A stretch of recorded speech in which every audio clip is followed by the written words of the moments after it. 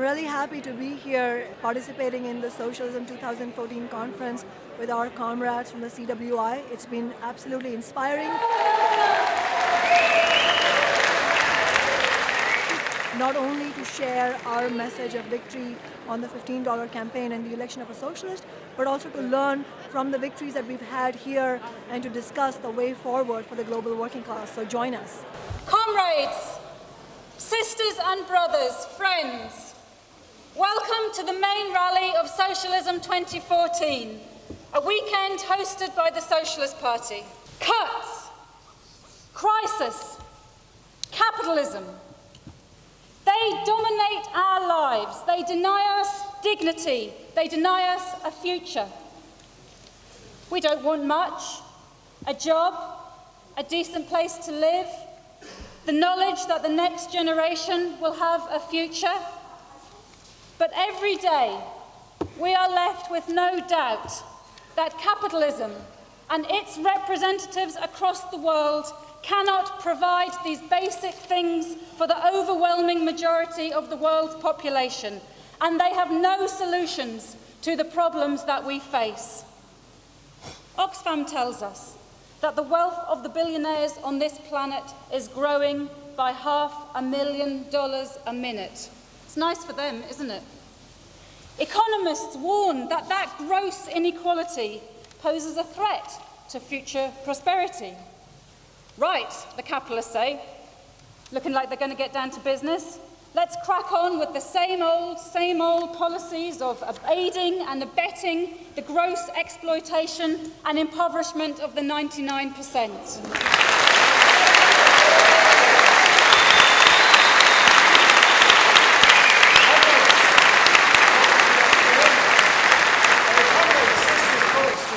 I offer you fraternal greetings from the Bakersfield and Allied Workers Union. I wish you well for your conference. Obviously, Sarah said, listen, it's my birthday and I'm having a bit of a party and would you like to come and speak? So I said, absolutely, Sarah, as long as you buy the first round. And I'm glad I put Sarah in the chair first because I'll get out before I have to buy the second. But it's an absolute pleasure to be here. And, you know, anywhere I go, one of the most important things and the important messages that I'm able to give is when our members went on strike in Wigan, that strike wasn't just about the issues that they were facing. It was about a test for the labour movement. Because we are a movement, and sometimes we forget the power and influence that our class has. And that was a demonstration of what happens when our class comes together and stands together. Because we keep getting told you can't beat 0-hour contracts. Well, yes, you can. Look at the example of Wigan. 24 0-hour contract workers, 24 full-time employees, same terms and conditions, not a single person on less than a person to work alongside, no second-class worker in Wigan, no second-class worker anywhere, and that's the call that the trade union movement should be making. Never accept that workers should be treated as second-class. And that's why it's important that we come together. We come together from the left, the trade union movement, the community groups, and the community groups that we're working alongside on the fast food campaign. The fast food campaign, which is now using the banner of Hungry for Justice, because that's about uniting our class. It's about saying we're sick to death of second best. It's time we're going to take it back. No longer is it acceptable to say we can pay a person not based on their skills, but based on their age. It's time to end and abolish the youth rate. 1 million young people out of work is a tragedy. It's an absolute travesty, and it demonstrates the youth rate doesn't work. So we want an end to the youth rate. We don't want reform of 0-hour contracts. We want them abolishing. That's how you deal with contracts that are there to just abuse people. And the other factor that we're calling for, the most important factor, is we don't want a society that has to depend on benefits. We want a society that when you go to work, you can live with dignity. Let's end the need for people have to fill in endless forms to prove they're working and living in poverty. Let's mean test the bosses, and let's make sure that every single worker in this contract gets a £10 an hour, not as a living wage, but as a minimum wage. We should accept nothing less. £10 for every single worker, and it shouldn't depend on your age.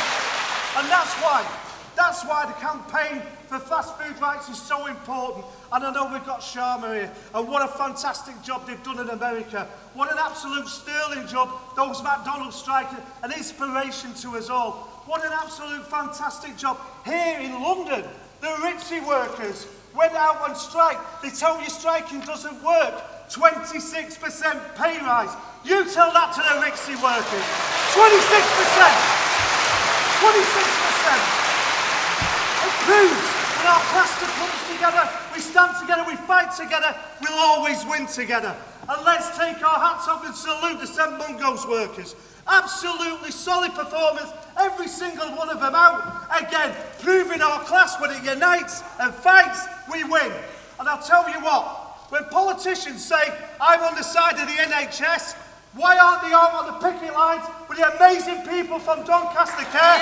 Because if you're going to fight for the NHS, that's where you start. If you're going to start and fight, you stand alongside people on strike. That's how you lead a Labour movement. And obviously I've been shown a bit of a side. So I was just going to say, listen, I'm waiting for Kshama. I'm really looking forward to it. You know, and obviously I don't want to take up any of your time because I know you're getting in the first round. But it's fantastic to be here. I really thank you for the opportunity to come and speak. I wish you all well for the conference and solidarity.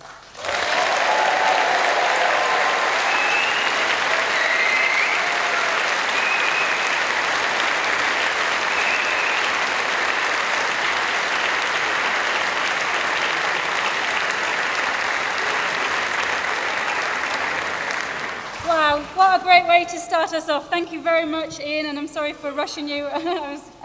You still had a little bit more time, but that's brilliant. We'll keep it nice so we can get to the pub and see who buys the second round. Right, okay. And referendums aren't our chosen methods of struggle, but blocked by the right-wing trade union leaders and with no mass workers' party, the Scottish indie ref gave the working class, and especially the youth, those fantastic 16 and 17-year-olds, an opportunity to show the Tories, that's the blue Tories, and the red Tories, and the yellow Tories, what they thought of them and their austerity policies. Our next speaker, as a member of our sister party in the Socialist Party Scotland, campaigned for a socialist independent Scotland, and made the case during the referendum campaign for building mass organisations of the working class into that movement. Please welcome Brian Smith, the Secretary of Glasgow Unison, speaking here in a personal capacity. Please give him a warm, warm welcome.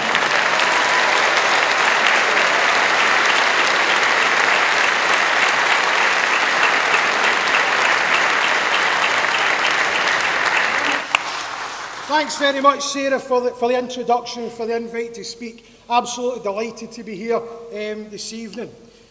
The Scottish independence referendum led to a huge radicalisation of working class people in Scotland.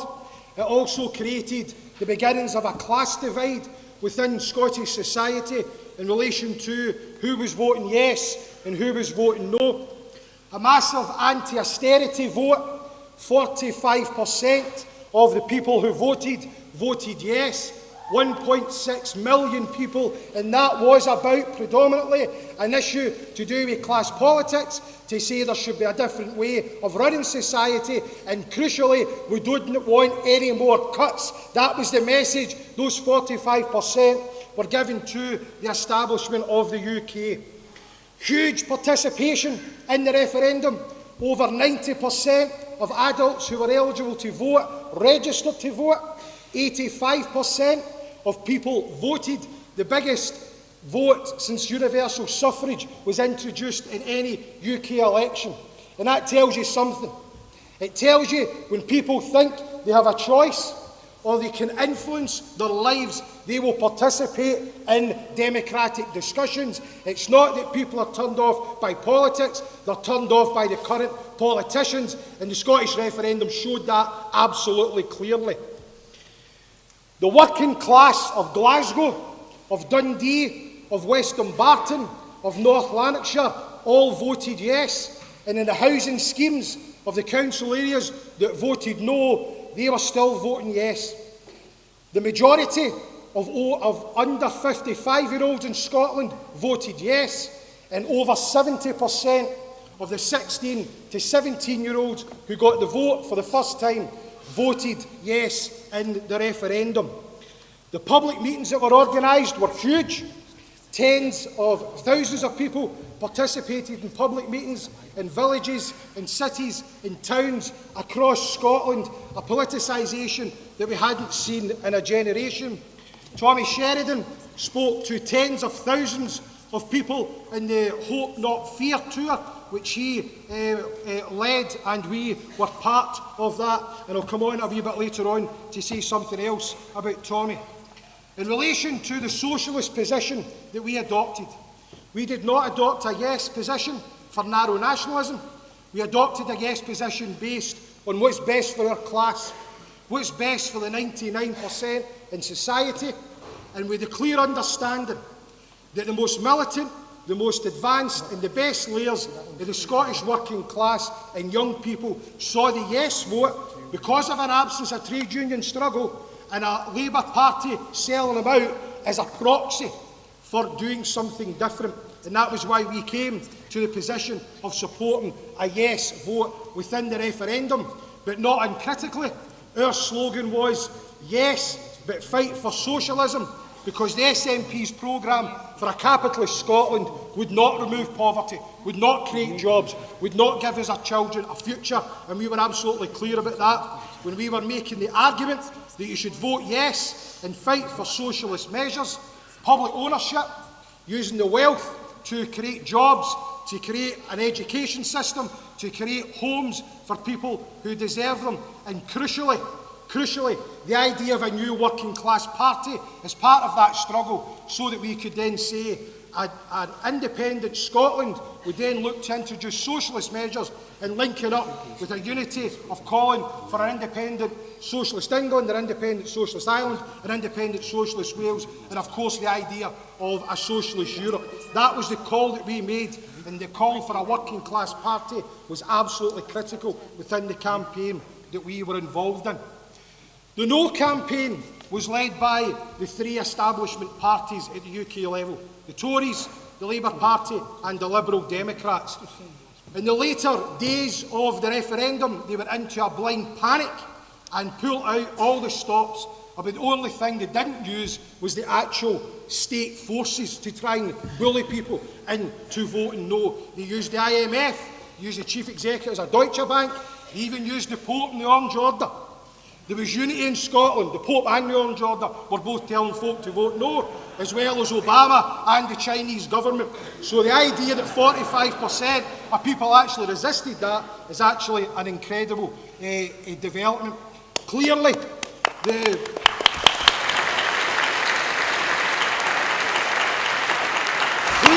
in the latter days of the referendum, the vow which was signed by the UK party leaders gave some people the idea that they could vote no but still get change.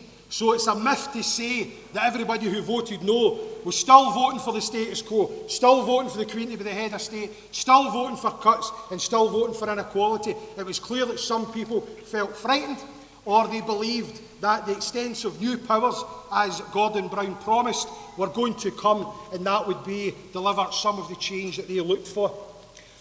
In relation to the political situation in Scotland post-referendum, it would be correct to say that it seems as if the winners lost and the losers actually won, because the SNP's membership has trebled.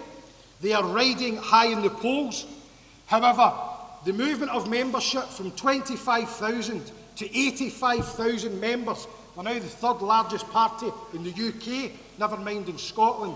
We believe that those members who have joined the SNP may have joined them for the right reasons. They think that they're anti-cuts. They think that they've given the establishment a bit of a tweak in the nose in terms of standing up during the referendum. But we believe they will be disappointed, because the SNP is a capitalist party. No sooner had the referendum ended then John Swinney, the Scottish Finance Minister, voted through another £500 million worth of cuts in Scotland. Dundee City Council, an SNP-led council, £8 million worth of cuts. And the SNP's policy programme is not even as good as the Labour Party's in relation to taxation. They don't call for a 50p increase for the top rate of tax, and they campaigned in the referendum to vote yes and get a cut to the big business in relation to corporation tax. However, they do stand one step to the left of the Scottish Labour Party. That's not saying much in the current climate, but they do stand 1 foot to the left, and that is why the polls are showing that the SNP may win a majority of the seats in the May UK general election in Scotland. They currently have 6 MPs. They may go to 30, 35 or 40. The issue of a new referendum is now posed dependent on what happens within that election, or more crucially, what the people of Scotland and the working class of Scotland do with the taste of power and the taste of influence that they have had, because the genie's out the bottle in relation to the independence movement in Scotland, and the SNP won't be able to put that back in, and they may try, but they will not be able to do that. The issue of the trade unions is absolutely central to the debate in Scotland. The trade unions who developed a no position have lost members because people have seen them as letting them down. USDA and the GMB, Unite and Unison, who led a neutral position because of a concern about what their members would do, have also had people questioning the political links, because that's the point that's developing in Scotland. We have to break the link with the Labour Party, and the referendum in relation to the trade unions and the trade union membership makes that absolutely clear. The Scottish Labour Party is an absolute meltdown, and it's correct to say that they are in a catastrophic situation. They may end up losing almost all of their seats at the general election next year. Some people may still vote because they want to get rid of Cameron for the Labour Party, but it's clear that they are in no way going to hold the 41 seats that they have in Scotland. And that's because they were seen as bullies. They were seen as out of touch. They were seen as not representing ordinary working class people. And I'll tell you something. See, if you're involved in Scottish or UK politics for the last 15 or 20 years, see if you think Jim Murphy's the saviour of the Scottish working class and he's going to win the Labour leadership, probably that'll only hasten the question about the relationship to the Labour Party. The issue of building a political voice is therefore key for us as trade unionists in Glasgow. We have a position in Unison of calling for the disaffiliation of the Labour Party at a branch level. That's a bigger fight in Unison, which is a whole different meeting. But the issue of standing as Tusk in the election next year is something that we are absolutely committed to as a Socialist Party. It is a fluid situation in Scotland. Many people are saying call for a vote for the SNP. Some people are saying have a Yes alliance, which would involve some of the smaller parties that were involved in the Yes Party, not the Socialist Party Scotland, but the Greens and the Scottish Socialist Party. And I'm afraid, unfortunately, despite the great meetings that he did, Tommy Sheridan is also calling for a vote for the SNP in next year's general election. That is a huge mistake and a huge wasted opportunity to build something in Scotland, and we will continue to argue with Tommy that he is wrong about that. But despite what the lie of the land may be in that issue, we will be committed to standing pro-trade union, pro-socialist, and candidates are going to say no cuts if they're elected, because that's the dividing line for me in terms of what's happening in Scotland. You're either for the cuts or you're against the cuts, and you've got to be a politician that says you're against the cuts if you're going to get our support. So we'll continue to build a movement within Scotland to fight that, and I hope we'll join with people in England and Wales and Northern Ireland and get a big left socialist vote.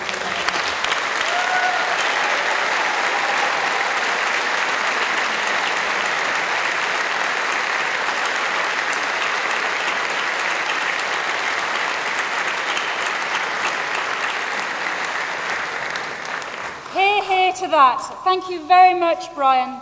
Before I introduce our next speaker, I'd just like to ask you all to show that same solidarity that you showed to Brian with the comrades who've travelled through the night from Scotland from the Socialist Party Scotland to come and join us for the weekend. So let's...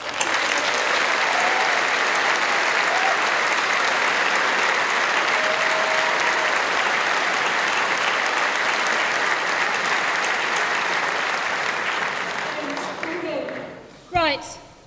Mark Serwotka was recently re-elected as the General Secretary of one of Britain's most combative unions, the PCS. Civil service...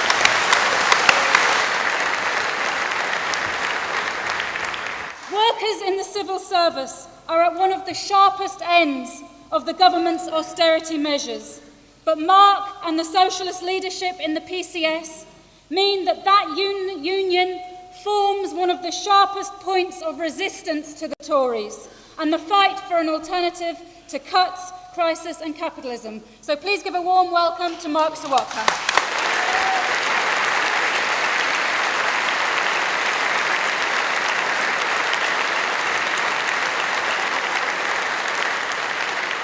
Well, thanks very much for that welcome. Can I apologise for coming in late? One of the consequences of having this machine and a mechanical heart now is that I can't actually take the underground anymore, so I've had a devilish journey getting here. But can I say, first of all, what a fantastic turnout there is on such an awful night. What a fantastic turnout, and I'm sure you're going to have a fantastic weekend. And before I start, because what I want to really talk about is the challenge facing the unions at the moment, but also the political opportunities, therefore, that are thrown up from the battle against austerity. But I do want to just say one thing about two comrades who have passed away in recent months. Firstly, I would like to pay tribute, because whenever I've spoken here before, it was always alongside Bob Crow. Bob Crow is one of the, if not the finest trade union leader of his generation, will forever be missed, and I hope that the discussions you have will follow on in the spirit of what Bob represented, which is to fight back and to stand up for working people.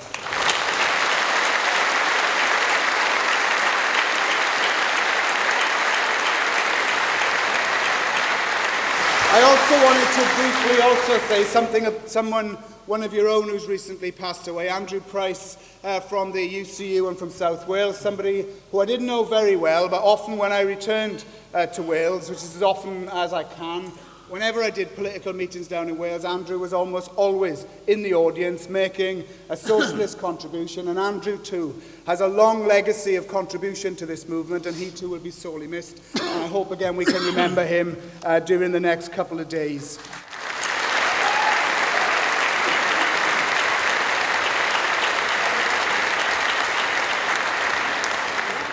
Last weekend, I was one of the speakers in the closing plenary of the CLASS conference. Now, the CLASS is for the Centre for Labour and Socialist Studies. It's a think tank that's been set up by the trade unions, predominantly affiliated trade unions, but PCS is one of the founding members. And one of the things about the CLASS conference, it was very big, is that you see people there that you don't often see at left meetings, probably because there's so many Labour MPs who are speaking.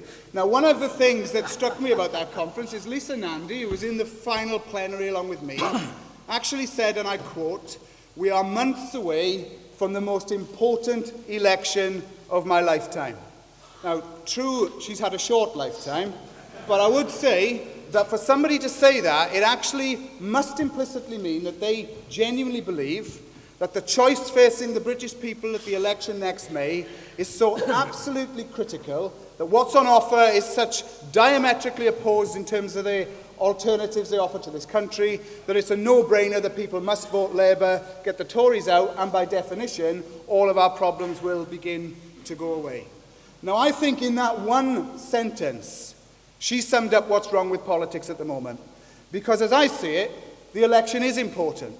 It is important we get the Tories out, because if the Tories get back in, it is my genuine belief that we will see a massive stepping up of the attacks on working class people and on the trade unions in particular. So we're not indifferent about the general election. I want to see the Tories out. And in reality, however well we do as a left in that election, if they're going to lose, it means Labour will be the biggest party. But of course, the reason for me that is important is because what does that mean about the opportunities that will throw up for mass resistance to the politics of austerity and for an alternative on the left to grow in a way that we have been unable to grow it in Britain up to this point in time. And I think those opportunities are massive. Now let's first of all look at what is wrong with the current political system. All the parties agree with austerity, they all agree with neoliberalism, all agree with privatisation, public spending cuts. Both Ed Balls and George Osborne have both said recently, whoever wins the election, 2015 will be a parliament of austerity. It will be worse for people than we have seen in the last 5 years. So yes, the stakes are pretty high. But it must follow they are equally as high whoever wins. Because for us, when we get up the next day after the election, even though the conditions under Labour may be better for us to have an effective fight back, nothing will change in terms of attacks of benefits, attacks on migrants, attack on trade unions, and attack on public sector spending. And therefore, our challenge has to be to work out how are we going to resist austerity, whether it comes from the Tories or Labour, how are we going to fight them industrially, but how are we also going to build a mass political movement that can act as an alternative to Labour. Now, let's be in no doubt, the unions need to step up to the plate. I've said it before, I'll say it again, when history is written about this period, the unions have failed the working class people of Britain. It is incredible that we have had attacks on pensions, on pay, on benefits, on migration. All of the things we hold dear have been attacked in the most brutal way. And all we have seen, apart from isolated pockets of resistance, some brilliant strikes in individual unions, is really one mass day of strike action over pensions in 2011, coordinated action in July in 2010, and recently a further smaller but still coordinated strike. That is pathetic if you think about the scale of the attack. Now, PCS has supported every one of those strikes. We have had more strikes in terms of national action than any other union in the UK. But I tell you what, the Tories have decided to single us out for some incredibly brutal treatment to punish us for what we are doing. Cuts in the civil service now mean we have the smallest civil service since the Second World War. 87,000 jobs have gone in the last 4 years. Our members' job security has been decimated. Our members' pensions have been decimated. Some of our members have not had a real terms pay increase for 8 years. That is brutal enough. But now the government is turning its fire on the very institution of the trade union that is there to protect members. Firstly, by ending people's ability to pay their subscriptions to the union by check-off, of which 95% of PCS members currently use. They aim to bankrupt the union over 3 months. If 95% of our subscriptions are stopped, and we pull out all the stops to get people onto direct debit, which we are currently doing, the aim is to fatally weaken the union's finances to try and ensure that we cannot fight back. At the same time, they have targeted individuals in cutting facility time for representatives in a way that is incredible. Last week alone, 7 key negotiators in our HMRC group were told, all of them currently on full-time release, that they all had to go back to work 100% of the time with immediate effect. These are the people they are supposed to negotiate with. Our President, Janice Godrich, a member of your organisation, brilliant President of the Union, elected 13 consecutive years, has been told that she has to go back to work in the DWP in Glasgow. Now, this is a strategy to try to smash the union, its finances, its representative structure, and the members we represent. And comrades, what I come here to say to you is this. If you are faced with that type of aggression, like other unions in the past have done, unions that have also been attacked more brutally even than this, like the National Union of Mine Workers, the answer has to be, if you do not organise, stand up and fight no matter how hard it gets, the future will be bleak for everyone, and that is what we intend to do.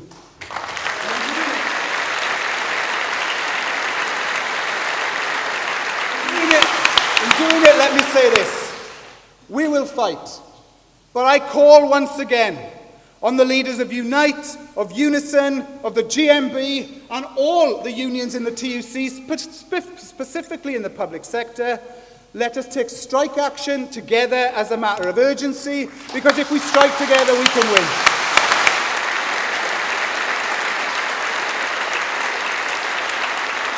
Comrades, that's the challenge facing the unions. After the election, it is likely to get even harder for us. I have no doubt if the Tories get in, it will be made illegal to strike in the public sector if they introduce thresholds for ballots and ban strikes in essential public services. If Labour get in, I don't think they will do that. But they will still carry on with Osborne's spending plans. They will still be cutting back on welfare. They will still be attacking people. So what do we need? What we need, what this country needs, in the same way we've seen in Spain and Greece and Germany and France, is a mass movement against austerity, a movement rooted in socialist politics that can not only fight against austerity now, whether it's in the local community against the closure of local services or nationally against pay restraint and mass redundancies. We need to see that movement built, and we haven't got it at the moment. And that should be a movement based on some clear principles. It should be a movement based on this, that we should bring back into public ownership the national rail network, the utilities, water, and all of those essential public services. I'll tell you what else it should be. What else it should be is to nationalise the banks. You know, when our money is used to bail out the banks, what they're doing is nationalise the debts and they privatise the profits. Lloyds Bank, 40,000 redundancies, and yet they've made £1.6 billion worth of profits in the first 9 months. If they're going to behave irresponsibly, I say, let us run the banks and bring them under public control.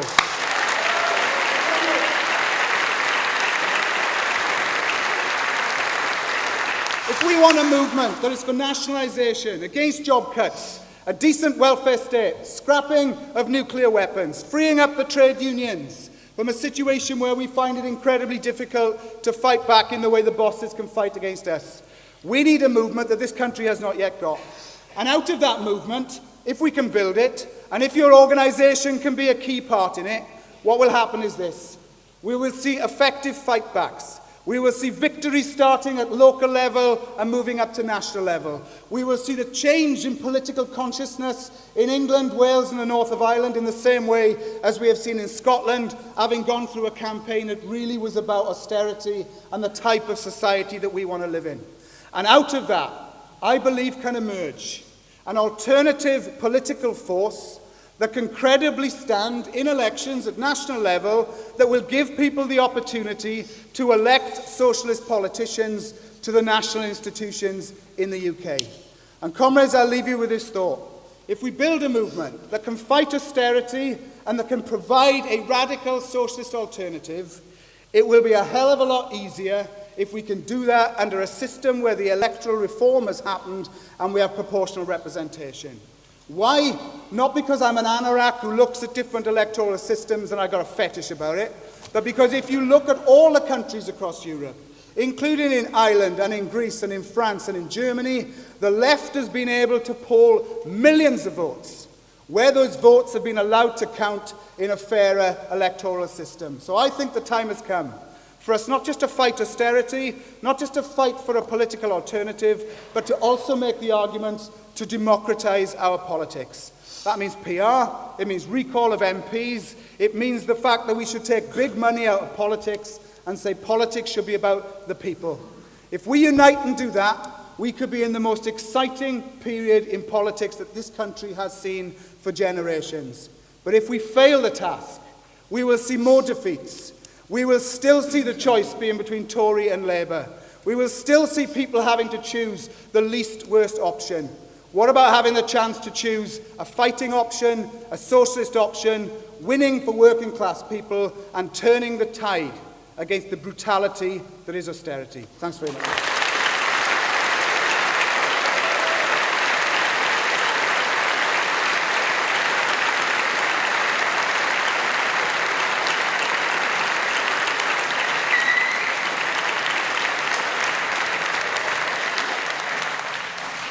Many thanks for that, Mark.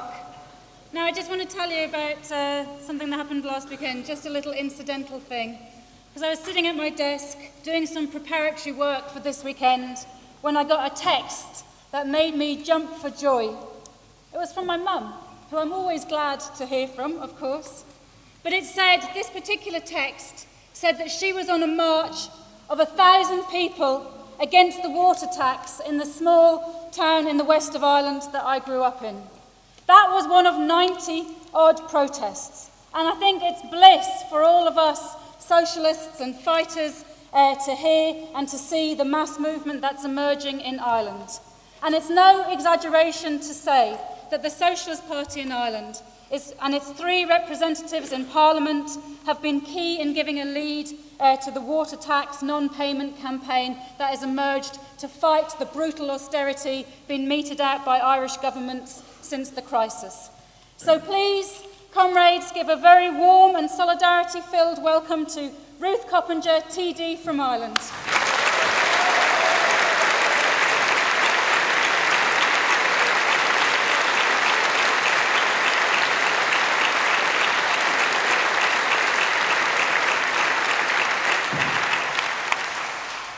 Thanks, comrades. As Sarah said, it's been a great month of Saturdays in Ireland. 3 weeks ago, 100,000 people took to the streets of Dublin. 1 week ago, 200,000, I estimate, took part in round about 100 protests all around the country, in every corner of Ireland, even Sarah's mother's hometown.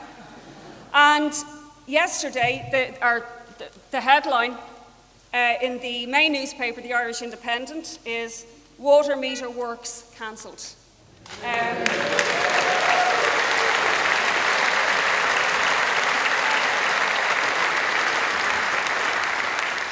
Things are far from over, comrades, obviously, but how did this happen? How did it happen that the country, which was the poster boys and girls for austerity, for EU, IMF and Troika compliance, suddenly would decide to disobey their parents and come out onto the streets in such numbers? Well, rarely does the Irish Independent sum up the situation, but I'll tell you what they said. This is about so much more than water charges now. This is a pent-up reaction, gushing out against the double-dealing, greed, arrogance, cronyism and downright stupidity of an unfit for purpose political system. That's not from the Socialists, that's from Martina Devlin, a columnist with the Irish Independent, and it just sums it up perfectly. Now, to put things into perspective about the scale of what's taken place in Ireland, 100,000 people in Dublin, population of Dublin's 1.1 million. Translate that to London, that's 800,000 people on the streets of London.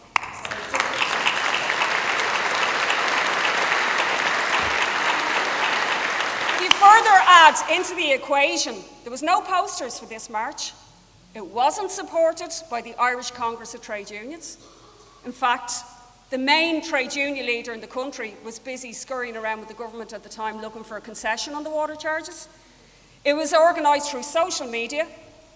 It was promoted by an umbrella group called Right to Water, which includes 2 trade unions, Unite and Mandate. They're not the biggest unions in Ireland. And small parties, including the Anti-Austerity Alliance and the Socialist Party.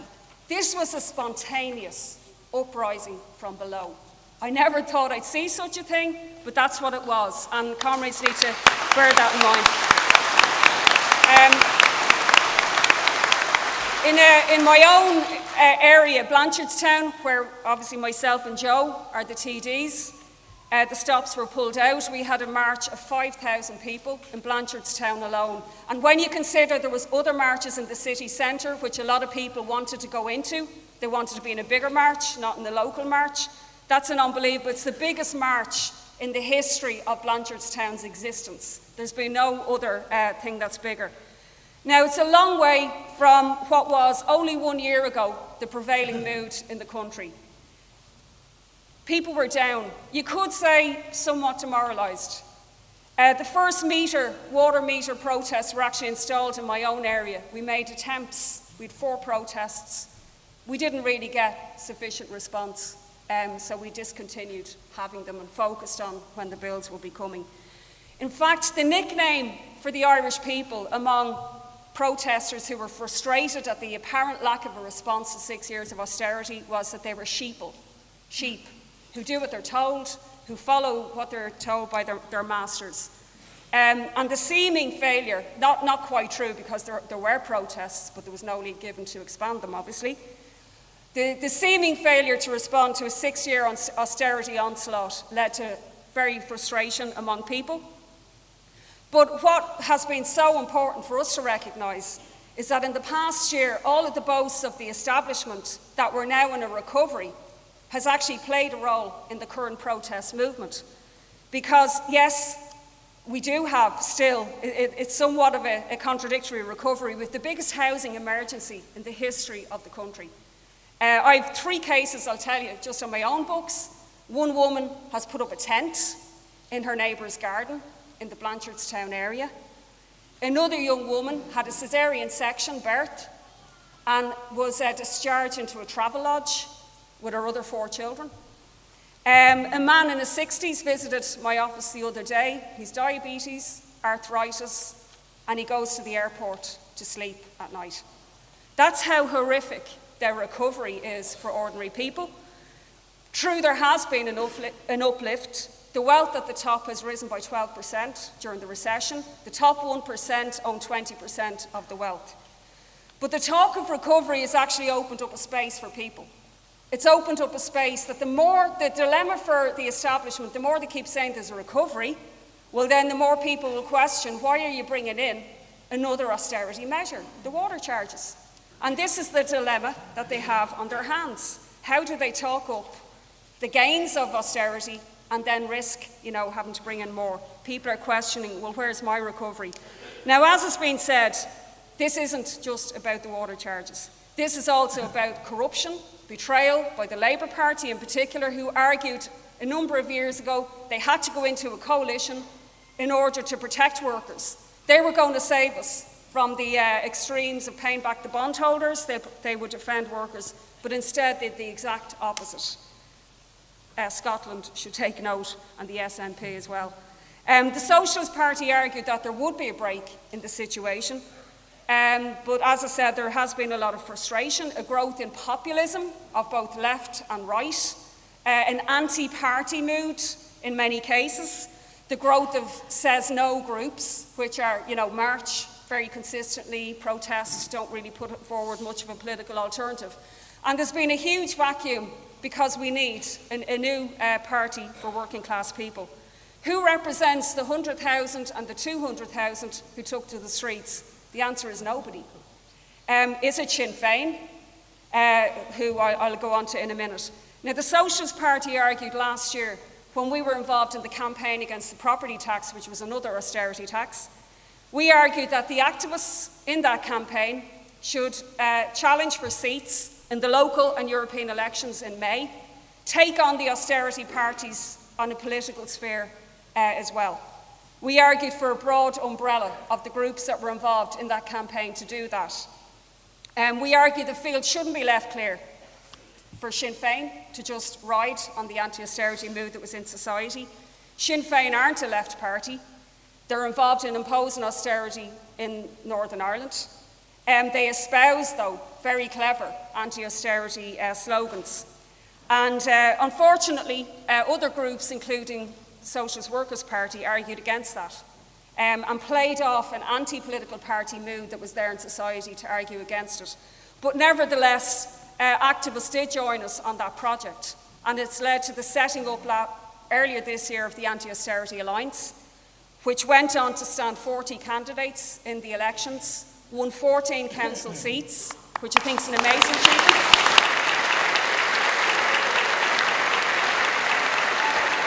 On the same day as the local elections, we also won the by-election in Dublin West.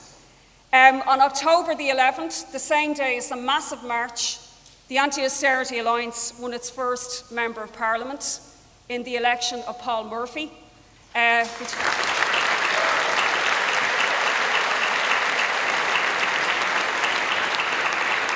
So in other words, we've taken on Sinn Féin twice and won this year, and it can be done. And the idea of others on the left that they should be given a soft ride and not be challenged has been broken twice this year.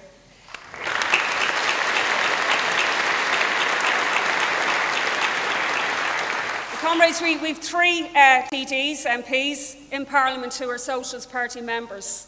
Joe and Paul are both here as well. And it does allow us to play a key role in the anti-austerity movement and in the left generally, but also on social issues, not just economic issues. Last week, the Socialist Party organised an important event called the Abortion Pill Train, where we led a movement to go to Belfast to import banned abortion pills. And we will continue to highlight the ongoing ban on abortion, which is a medieval, anti-woman amendment that was put into our constitution by the Catholic lobby in 1983, before most women who are given birth, who are childbearing age, even had a vote. So we will continue to challenge on all of those social issues the legacy of the Catholic Church having such a dominance over health and education in Ireland, which I think is very important for socialists to play a role on those issues as well.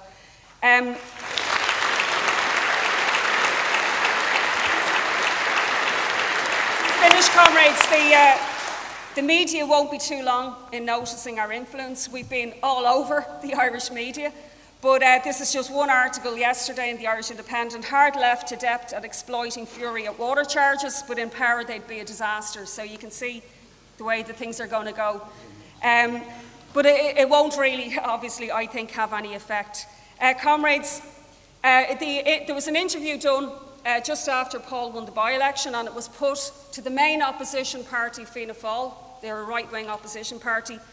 You've won no by-elections. How come Joe Higgins has managed to win 2? I think although the anti-austerity alliance is small, it's a very important step on building a new movement to create a new working class party that will take up all of the aspirations of the people who marched on those marches, and will play a key role, obviously, in fighting the water charges. Is the dominant issue at the moment.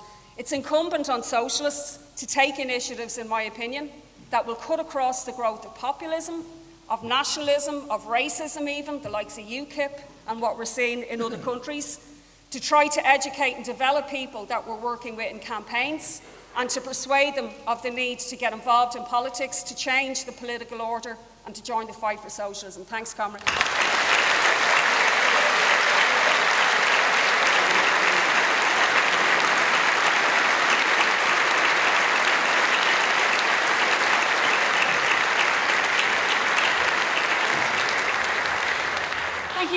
Thank you very much, Ruth, and also thanks to Joe Higgins and to Paul Murphy for coming over, and for the other comrades who've come from Ireland to be with us this weekend.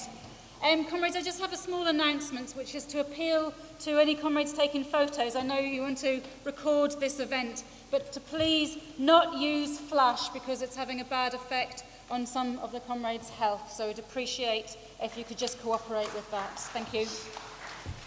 Right. This weekend and this rally is the first opportunity that we've had to properly mark a historic date. In October, we had the 50th anniversary of the Socialist Party and of the Socialist paper and the militant its forerunner.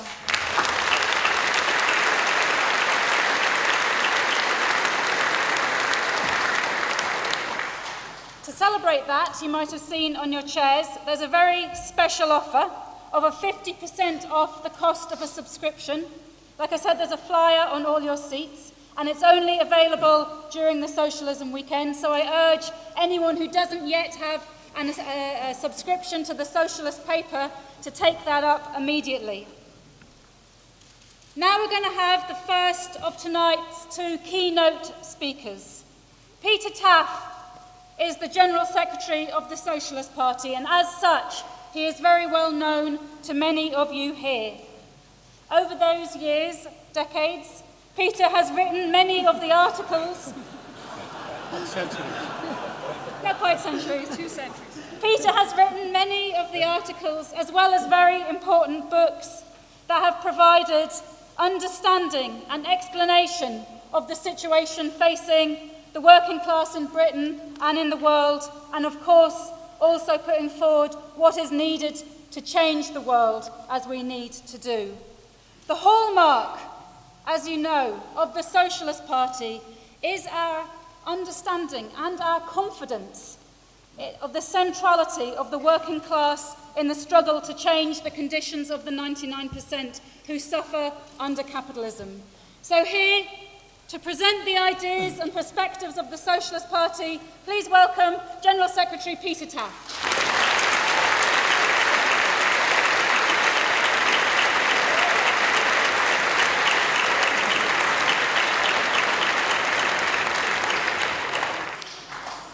Comrade Chair and comrades, I've been to many of these rallies, as the chairperson has reminded us tonight.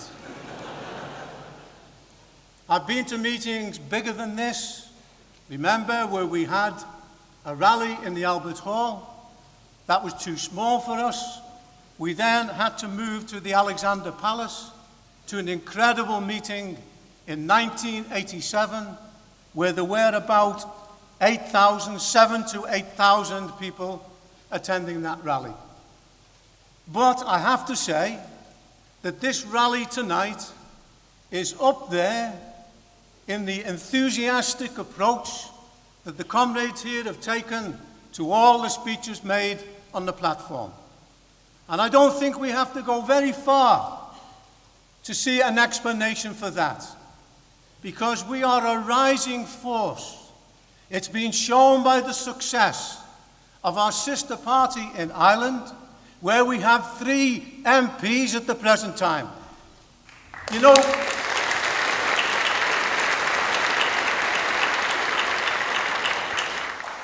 You wait for a London bus for a long time, and then 3 come along all at once. Isn't that, however, an indication of the tremendous position that is opening up in Ireland, and also the strength of our ideas, the Committee for a Workers' International? But as Sarah has pointed out, this is the 50th anniversary of the production of our paper. I've been privileged to be the editor of that paper from the beginning, and now the General Secretary. We started off with a handful of brothers and sisters, 40 in total from a national point of view. We grew to become a powerful force of thousands with influence amongst millions. If you're doubtful about that, just read the speech that Mrs. Thatcher gave or drew up, but didn't actually deliver because of the Brighton bombing. She actually said that militant tendency, along with Arthur Scargill, with the enemy within. And amusingly, by the way, she referred, just in passing, because she probably had too many whiskies at that time, that Neil Kinnock was a stooge of Arthur Scargill.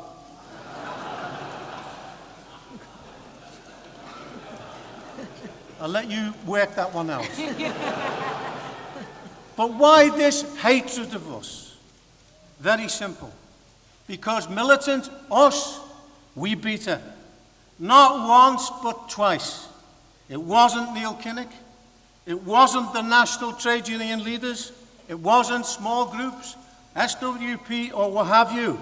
It was militant, together with a mighty army of non-poll taxpayers.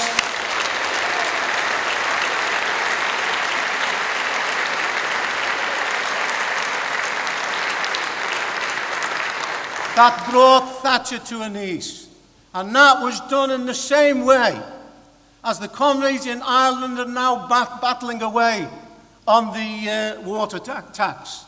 There's a marvellous article in this week's issue of The Socialist which details the battle that is unfolding there. It was the same in Liverpool. We have the immortal, or representatives of the immortal 47 councillors, Tony Mulhern, Harry Smith, Paul, who were in this hall this evening.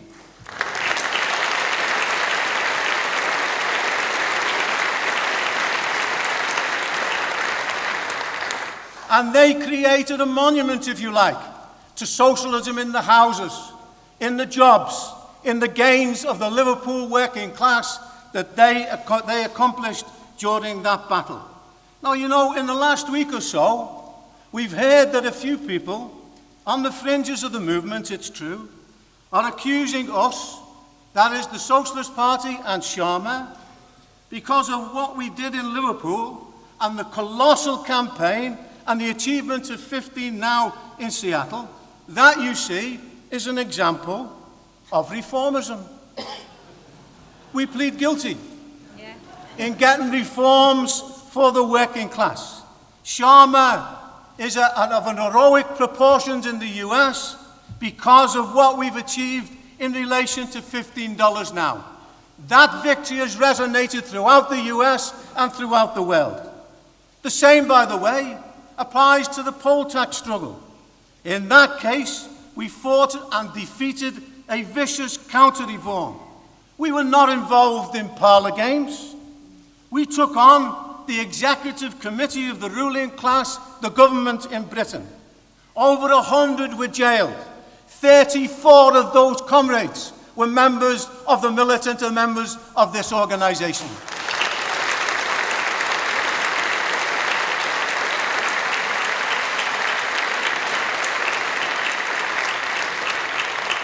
It demonstrated not in theory, but in the living reality of the experiences of the working class of what could be accomplished if you build a determined leadership that's prepared to go to the end.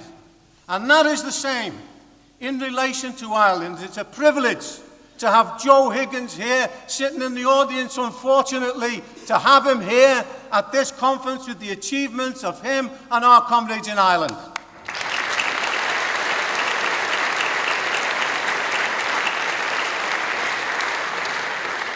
Our small organisation, connected with a larger organisation of the anti-poll tax struggle, and that in turn connected with tens of thousands of workers which influenced millions, that brought Mrs. Thatcher to her knees. That's what we achieved. And why were we able to be successful? Because there's periods in history when capitalism is going ahead, when it's possible for a determined leadership to extract reforms. This hasn't always been the case. When I became active in the labour movement, some reforms were implemented by the power of the working class. But the essence of this situation, in an organic crisis of capitalism, is you cannot maintain what you've built, never mind going on to further conquest, unless you're prepared to confront the system itself. This, in other words, the reforms that we gain, is a byproduct of determined militant struggle. By the way, historically, there's not one major reform that the British working class haven't gained unless they threatened the very rule of capitalism itself. If you look at Miliband and Bowles, they openly put forward a counter-reformist position. They don't even pretend to stand for improving or defending the living standards of the working class. And it's reached ludicrous proportions in the comments in the so-called Labour press. This was an article that was in the New Statesman yesterday.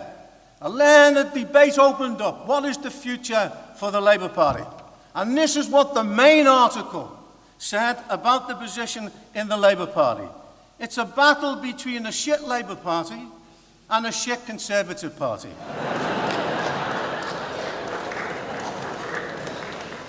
The winner will be the one that's a little bit less shit than the other.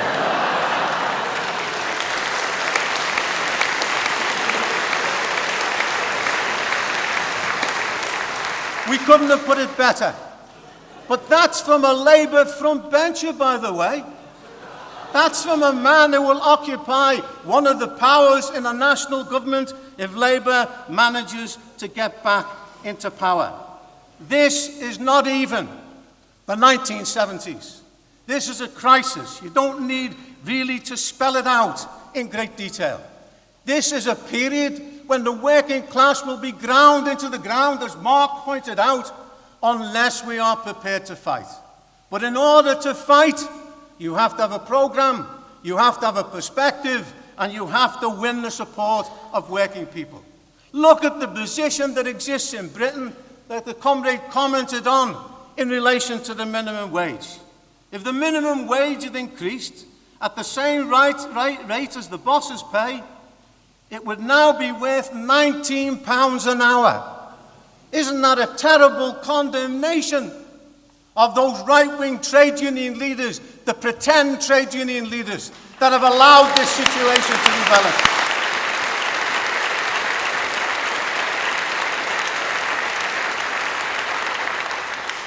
And let's be clear about this. The enemy class is clear about what the position is in society. Warren Buffett, who was once the richest man in the world, I think he's the second richest man at the moment. When the issue of class warfare came up, he said, there is a class warfare, all right, but it's my class, the rich, that's making the war, and we are winning. Engrave that on all of your consciousness and be determined that we fashion a movement that can defeat not only this Buffett, but defeat the system that produces this situation. Inequality is the big issue in the US and here that everybody is talking about at the present time. But inequality is woven into the very fabric of capitalist society. It's contained in that act where the capitalist exploits the working class. And what does he gain from that? He gets in his profit unpaid labour. And the capitalists will go to the ends in order to defend their profits. George Osborne is correctly seen as a representative of the cold cruelty of the British ruling class. He was booed at the Olympics, and rightly so. But nevertheless, that's the reality of capitalist society today. Karl Marx once said that the capitalist is a rational miser.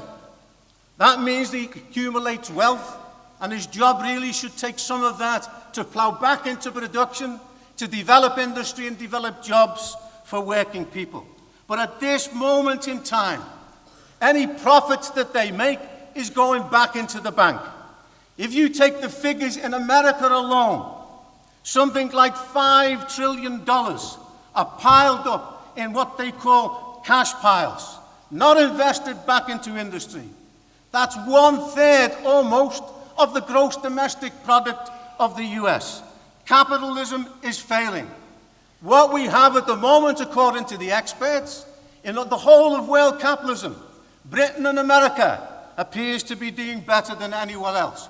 Well, tell the audience here tonight that that's the case. Tell the working class that that's the case. What we have is a joyless and a jobless recovery that hasn't benefited working people very much. The same situation in the US. That's why Obama failed in the midterm elections. When the Republicans didn't score a huge victory, as a matter of fact, most young people and even workers abstained. They didn't vote in the elections. Why should they? When young blacks are shot down in Ferguson, and we've intervened in Ferguson, our black and white comrades in America in that battle. Why should the black and the people of colour turn out for Obama when he's turned back and deported more immigrants than all previous presidents put together? That is not an alternative.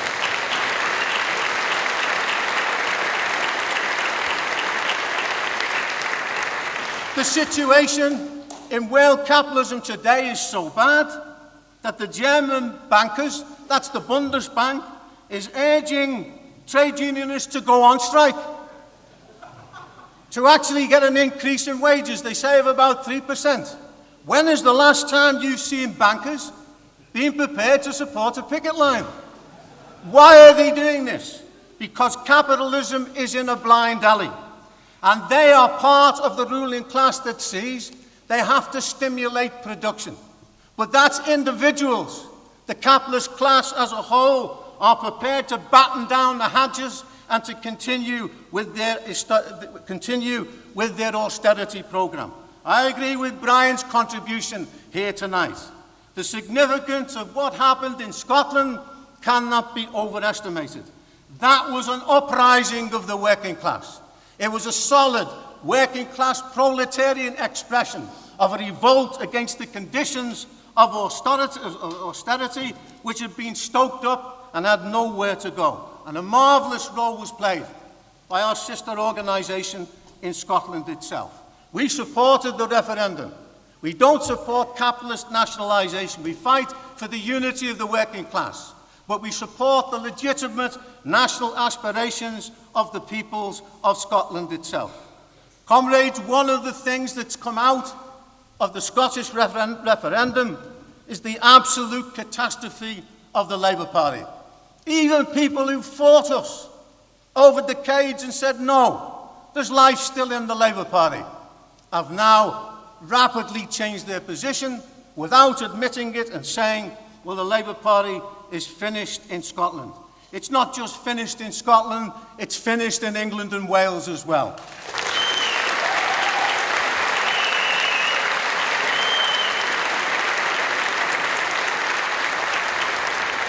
As Mark pointed out, new elections will not enter the situation one iota. If it's a Tory government, in whatever disguise, with the Lib Dems participating or not, it won't make a slight difference to the lives of working people.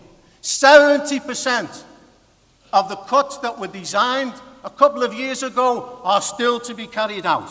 What a battle we have, merely to defend what we have, never mind going on to new conquests. If Miliband sneaks in, he's unlikely to challenge the status quo. There's younger members of the Parliamentary Labour Party that are hoping for a Labour defeat. They've actually got a position of revolutionary defeatism as far as the Labour Party are concerned. Why?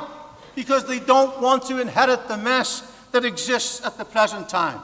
They are afraid of power. A Labour government will be a disaster, which will mean the end of Labour. Look at the position at the last Labour Party conference, when Bowles was booed at a Labour Party conference because he said openly, as Marx pointed out, they're going to raise the retirement age even more. Because he also said they're going to attack the youth, and that is criminal, by the way. And they're going to attack the benefits of the poor and so on. What reason is there for for people voting Labour, apart from keeping out the Tories and hoping against hope that something will turn up in the future? When Lenny McCluskey a couple of months ago warned that if this goes on, the members of this union are preparing to break with Labour, and he said openly are looking towards a new Workers' Party. And he said this could happen after the election. We say to Lenny publicly here, as we said to him when we discussed in his office, that's too long, Lenny. The working class are looking for an alternative now. Why not join the rest of Europe and the world? Look at what happened in Spain with the formation of Podemos, out of nothing, if I'm not mistaken, earlier this year, to about 1.2 million in the Euro elections. And now, in a matter of months, is the largest party in the polls in Spain at the present time. If something like this was created in Britain, in my opinion, it would not immediately, because of the different electoral system, but over time it would gain the ear and the support of working people itself. That's why Tusk is the future of the Labour movement.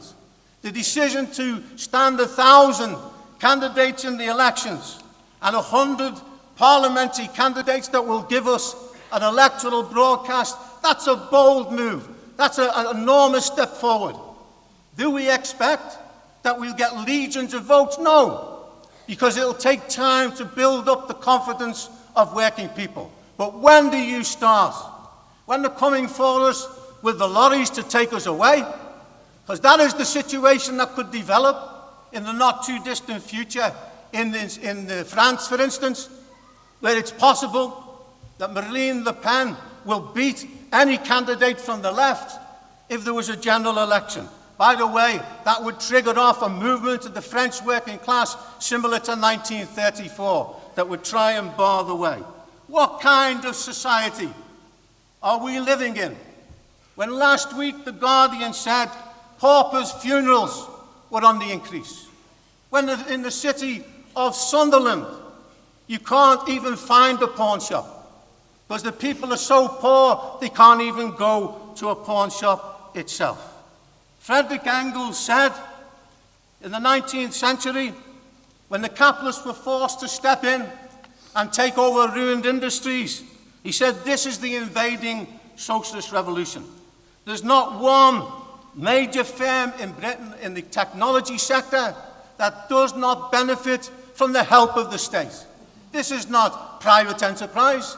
This is propped up by the cash from us, from the state, and so on. And now they are threatening to inflict even greater privations. The time has come when we have to say clearly, capitalism has had its day.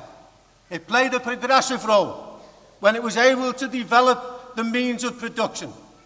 That no longer is the case. The only way forward is on the basis of a socialist, democratic plan of production. We have an article in the current issue of Socialism today. And what we say in effect, look at all the enormous capacity that is developed through the genius of working people in the technology that now is at hand. It could abolish want and privation and give us a human existence, really, for the first time. But capitalism will never do that, because what stands in the way is private ownership and the nation state. It's only possible if the working class takes power, reorganizes society, and organizes a democratic plan of production. I'll end in a way on this theme. I mentioned about Thatcher in the beginning. Why does Mark Serwotka get such hostility from the press? Why did Bob Crow generate so much hostility? And he will get the same, no doubt, in pressing for the minimum wage. Because they know that these are people who are fighting seriously against the system. You know, the ruling class is schooled in its universities and its schools. It's schooled in the statecraft on how to take on the working class. And what you find with Osborne and Cameron, particularly with Osborne, is they come back if they're forced to beat a retreat, like they did with the miners in 1981. They come back, they stockpile the coal, and they prepare for war. They are relentless, but we also are relentless. We represent that wing of the working class that says openly what is. We don't give a sugary coating to the realities of capitalism. You don't stand up, you don't fight back, you don't organize for a new society, these people will crush you, not once, but on a number of occasions. And that's why we say, here tonight, on this 50th anniversary, on this marvelous platform that we've organized, we want a humane society. Also, we want to organize our own funeral, not for paupers, but for a discredited system that should step off the scene of history. You are outmoded. We can achieve socialism, and it will usher in a society of solidarity, of love, of colossal possibilities both here and worldwide. Now, the last point is this generation, typified by those in the hall, are lucky. Not that you've won the lottery or anything like that. Something much more precious. You can participate in the building of a force which will change the world. There have been periods of retreat and reaction. This is not one of them. Ireland shows that. Scotland shows that. Britain tomorrow will show that. We're going with the grain of history. Let us build a force that can lay the basis for a socialist world. Thank you.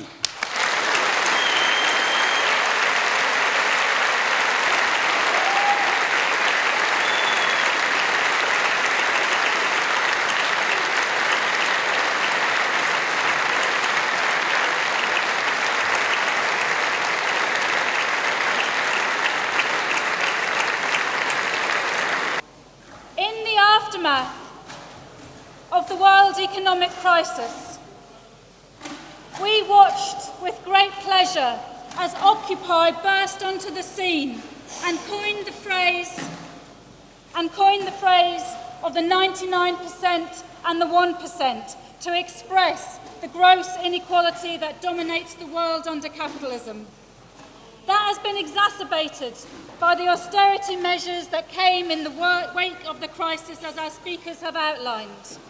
According to the US Federal Reserve, the richest 3% in that country grabbed over over 30% of total incomes in 2013.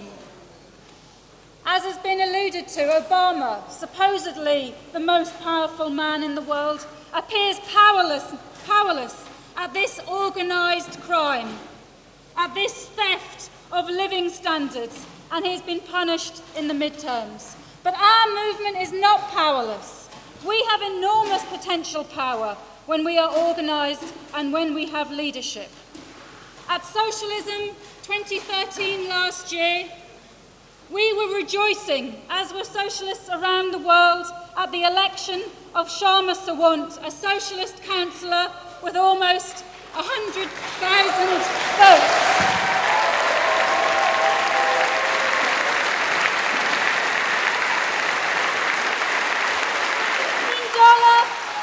$15 minimum wage victory has been an enormous inspiration. It shows that workers can win.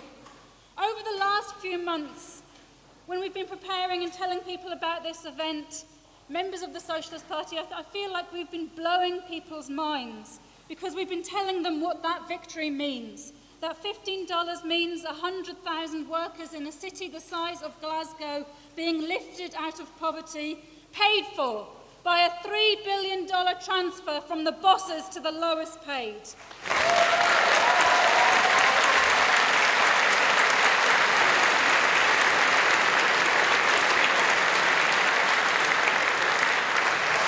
Kshama Sawant, her party, Socialist Alternative, our sister party, and the fast food workers and the other workers in Seattle have shown that it is possible to start to take the wealth off the 1%. Please give, I don't have to ask you to do this, do I? Give a very warm welcome to our final speaker who has travelled all the way from Seattle, who has taken time out of an incredibly busy and punishing schedule to be with us this evening. Kshama.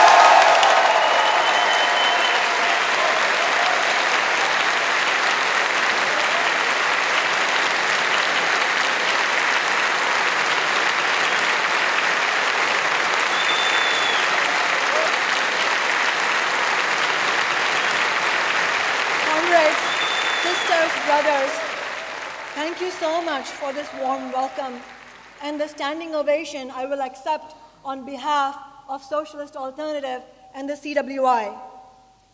I thank all the inspiring speakers who came before me and the generous contributions that you all have made. And as Dave correctly said, the working class is fully capable of exercising its solidarity and making enormous financial sacrifices in the wake of their own suffering. And you have shown that here today. It is wonderful to be here with you and to be able to speak in the city where the Committee of the Workers International was born 40 years ago, and to be celebrating with you the 50th anniversary of the Socialist paper. I bring you warm greetings from Socialist Alternative in the United States, who, as Sarah said, are the sister organization of the Socialist Party in England and Wales, of the Socialist Party in Ireland, and our organization in Scotland. I am happy to join you here and to also bring you greetings from my city of Seattle.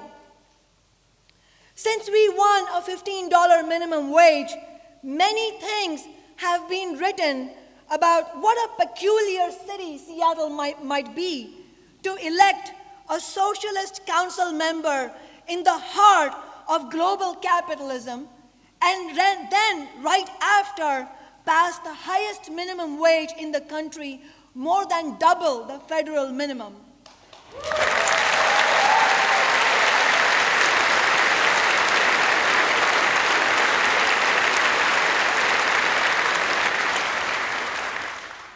And while Seattle is a very beautiful city, I can tell you that our election to City Council and the victory on 15 has less to do with the particulars of Seattle and far more with the early awakening of the US working class. It has far more to do with Seattle's low-wage workers themselves, with Socialist Alternative, and the CWI, and above all, our ideas of socialism and an understanding of class struggle. The fight to increase the minimum wage to 15 is just a first glimpse of the power of the mighty American working class, which has been dormant for far too long. Our election last year as the first open socialist in Seattle in a century, and the success of 15 now, the grassroots campaign we have launched, show the searching of American workers for a way to fight back against the assault on their living standards. It reveals a hunger for new strategies to win after 3 decades of class war from above. It shows a growing questioning of capitalism and an openness to socialist ideas. We gather here at a momentous time. To be sure, this is not an easy period for the working class. There are mass movements, thousands have moved into struggle, but there are also setbacks. Globally, we see both revolution and counter-revolution. But the working class stands at the threshold of movements on a gigantic scale that will convulse society in the months and years to come. It is our good fortune that we will be able to shape these struggles, and we have already begun. Socialist Alternative, together with you and all of our comrades in the CWI, has scored stunning victories in the US over the last year. We heard from Ireland, where a massive movement against austerity was built, and now the Socialist Party has 3 seats of parliament. Congratulations to you from us, from the US working class.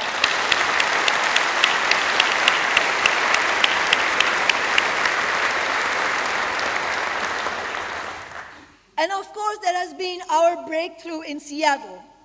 After winning the 15 minimum wage through the grassroots movement, we have continued to use our council office as an unrelenting and unapologetic voice for the working class and against corporate politics.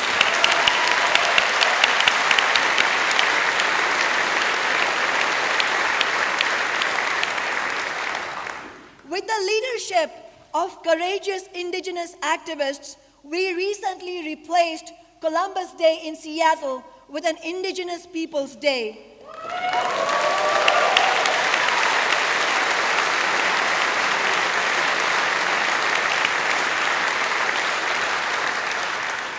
Transforming a day that celebrated a colonizer and mass murderer to a day that celebrates indigenous culture and will be a step forward in the fight against racism and discrimination.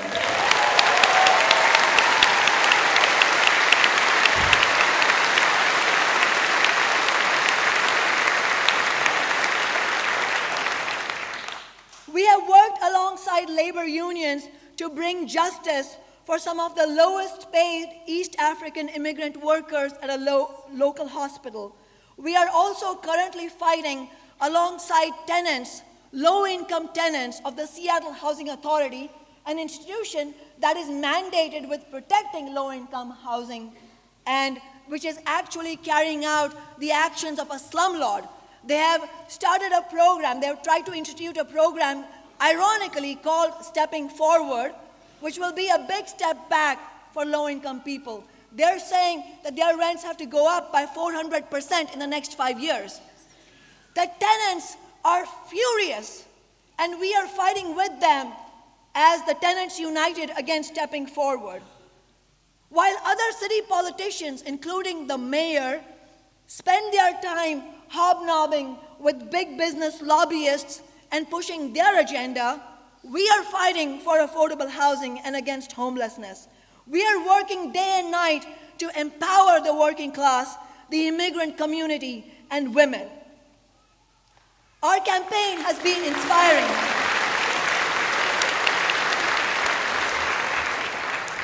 The Seattle City Council pays each council member around $117,000 a year. I think that's roughly 80,000 pounds, I think. That is completely out of touch with the average worker. We campaigned by pledging that if we were elected, we would take home only the average worker's wage of $40,000.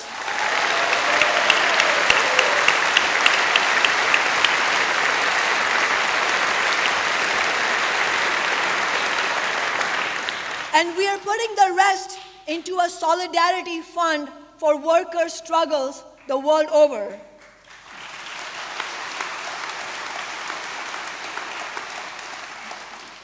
Working people are able to see the difference with having a socialist at City Hall as opposed to Democratic Party politicians. And despite the many ongoing attempts of the political establishment to spin our victories as a one-off event that is not rooted in real mass opinion, despite the corporate media trying to portray us as too far left and out of touch, our support in Seattle has been growing. A recent poll showed that our council office has more than 60% approval rating.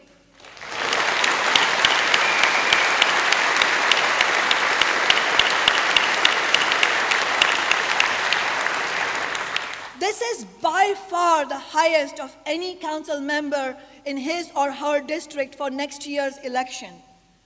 Of course, we should take nothing for granted and we should not be complacent. But we are confident that we will be able to defend this seat. Why? Because fundamental political and social shifts are beginning to occur in the US due to the effects of the deepest economic crisis of American capitalism in living memory and the bankruptcy of capitalist politicians. The results from the midterm congressional elections in the United States, which Sarah mentioned, with the Republicans taking control of the House and the Senate, are not indicative of any latent conservatism of Americans or a political shift to the right, as some bourgeois commentators would have it. Rather, they reveal the complete failure of the Democratic Party to deliver on any of the hopes invested in them after the election of Obama.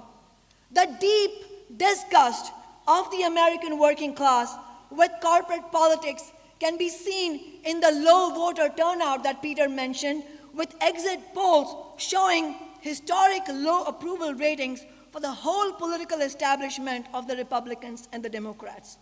2/3 of even those who went to the ballot say that they don't expect any change from the candidates they just voted for. At the same time, the reactionary Republicans have won the Senate. But a wave of progressive measures have swept through in the elections. Minimum wage increases in the same elections were passed in 4 states, paid sick leave, marijuana legalization, and many other progressive measures. And yet the Democrats have been trounced in the same elections. Americans are moving to the left, and the Democrats have lost ground by yet again proving themselves to be shameless shills for the hated corporate establishment.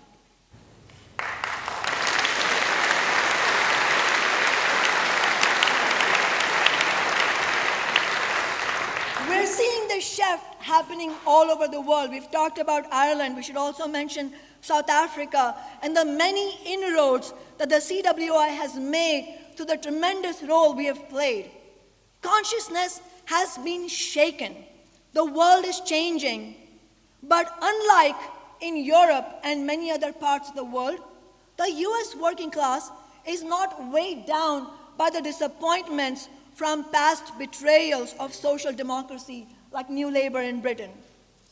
Working people, particularly young people, are more prepared at this moment in the US than perhaps in Europe to embrace socialism, which to many young Americans is a new and intriguing idea. Capitalism clearly to them represents a dead end, and opinion polls show that 80% of American parents expect that their children will not have the same living standards that they had.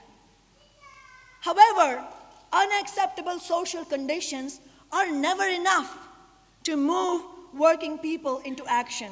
They need confidence and they need a real hope of victory. For that, they need true champions of their causes, a leadership able to win battles, and an organization that is willing and prepared to fight to the end. You are doing this here. You have shown that through the many victories that have been talked about tonight. And working people have found that leadership in Seattle with Socialist Alternative. We had small numbers to begin with. Why were we different? Why was an organization of less than 100 people able to win the highest minimum wage in such a huge country? It was because we had very clear class analysis, something we share with the Socialist Party here and the whole of the CWI. As Marxists, we have unwavering confidence in working people, that they will embrace and fight for these ideas, because our program of socialism expresses the needs of the working class and offers the chance of real victory. The fast food strikes, which began in late 2012, indicated that there was a mood to be tapped, a huge potential. Socialist Alternative and some of the bolder layers within the labor movement understood the situation. Socialist Alternative was able to foretell that the demand for 15 had the potential to excite workers and unleash their power. Our campaign struck a powerful chord with working people of Seattle and throughout the US. And what will we get from this 15 victory? As Sarah said, it's a transfer of $3 billion from the bosses to the workers. This is historic. 100,000 low-wage workers in Seattle will be lifted out of poverty.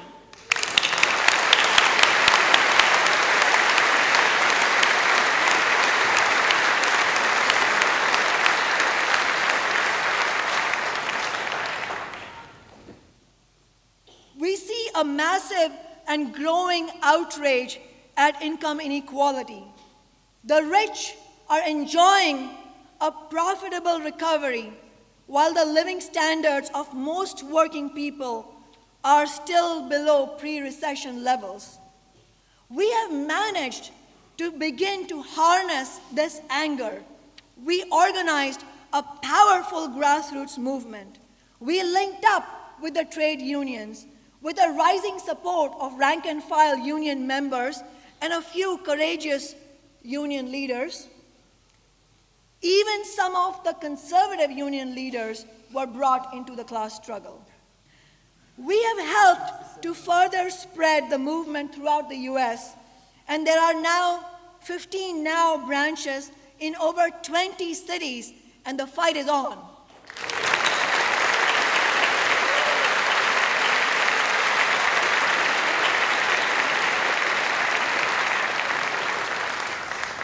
The rebuilding of the trade unions is absolutely necessary.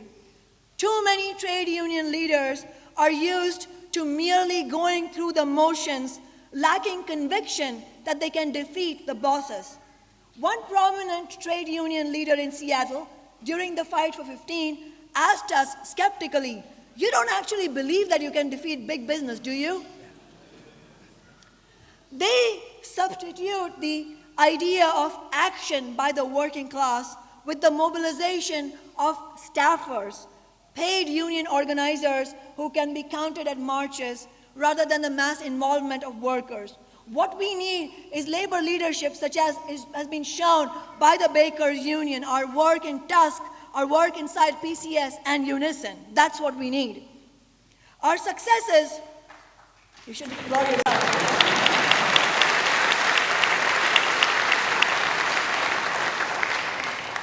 Our successes have shown that we need independent representation for working people. As you are building the trade union and socialist coalition here in England and Wales as a voice for working people, we are pushing for the first steps towards a new mass workers' party in the US.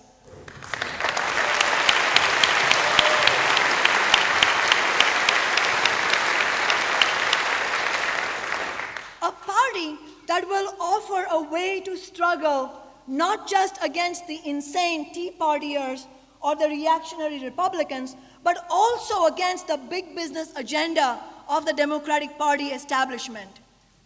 Too many so-called trade union leaders are still tied at the hip to the Democratic establishment that extorts the unions while selling out workers.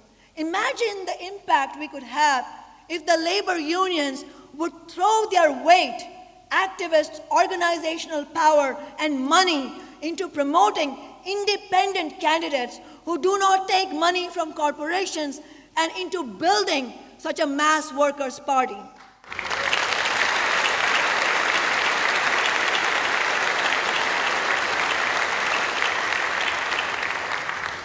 We understand the fears of workers faced with anti-abortion politics, racism, and the anti-worker politics of the Republicans, just as working people here want to end the nightmare of the vicious, condemned, Tory, liberal government. We have the same goals in the US. We salute your support for Tusk, and we must be perfectly clear. All corporate politics are a dead end, whether they pay lip service to our needs or cynically and openly prey on the fears of ordinary people. Working class families need mass parties of our own and that are armed with a socialist program. The forms of organization will differ from country to country, but your idea of a mass party on federal lines, bringing together all genuine socialist and working class formations, is the way forward. We have a lot to do in building towards parties that represent working people, but we are now making headway. What is helping is the way that the capitalist system is undermining itself. American capitalism is destroying the remaining illusions day by day, hour by hour, just as the betrayals of Obama and the Democrats have done. All the institutions of capitalism are rotten and are seen as rotten by increasing sections of the population. For instance, the US Congress, according to a recent opinion poll, is less popular than head lice and cockroaches.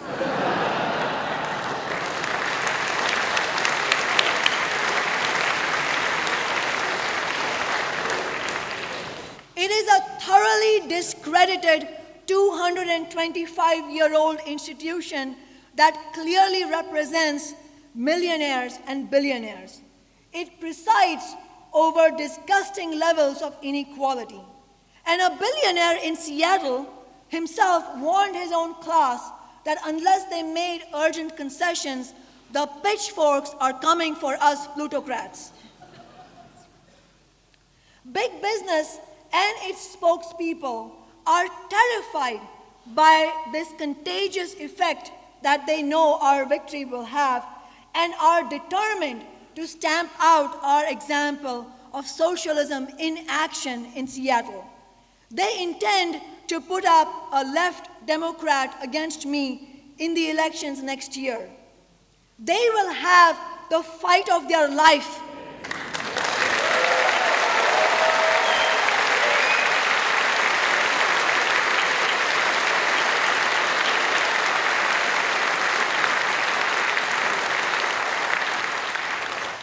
They will have the fight of their life with the army of grassroots support that we have built and continue to build.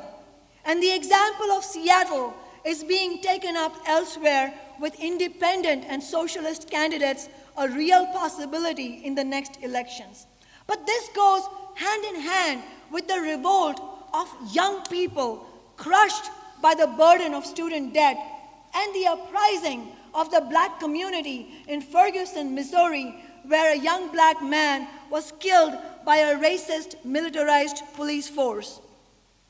The protests in Ferguson, where the young black men and women told the black establishment to go home and leave them to build the movement, that shows the explosive potential of this new generation that is prepared to fight back and reject the old leaders who have betrayed them so bitterly. At the same time, there is this issue of climate change, the overwhelming reality that the planet faces. I recently spoke at a gathering in New York in September alongside Naomi Klein before the march of more than 500,000 people. Our clear message that solving the climate change crisis directly poses the question of democratic public ownership of energy resources was enthusiastically received by the nearly 1,000 people in the audience.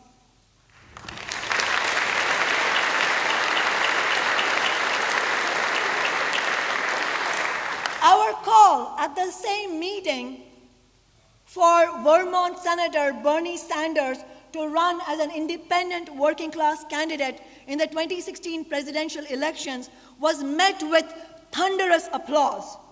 A new chapter of mass involvement from below is unfolding. Working people and young people are moving into struggle to defend against this disastrous system. They are fighting to change their lives. They are fighting for their lives. And our job is to channel this growing search for change into courageous and self-sacrificing formations that will win victories for our side. And we must build on those victories to usher in a new future, a socialist future.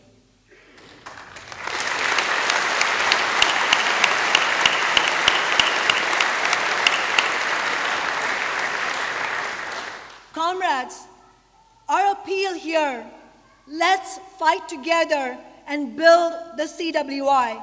All of us here, let's fight together and build a powerful socialist movement because we have a world to win. Solidarity.